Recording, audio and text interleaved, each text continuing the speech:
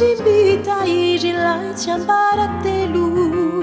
fifalinano faranana lahelo fandalovana indrisino sisa mandimby zany andro lasa voatanisanisa mbola tiako vanginan-kehitriny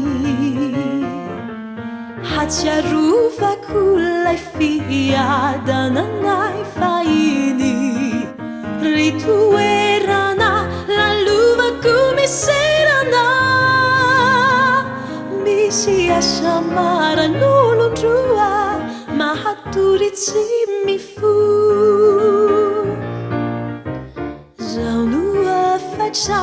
ataoko amin'izay avako izay ukaloko irerizany ranay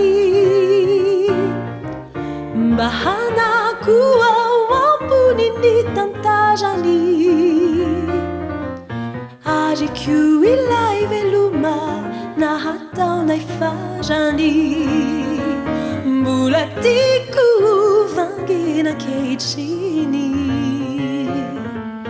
hatsiarovako lay fiadananay fahiny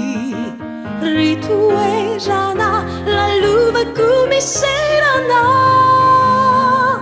misy asa maran'olondroa mahatory tsy mifo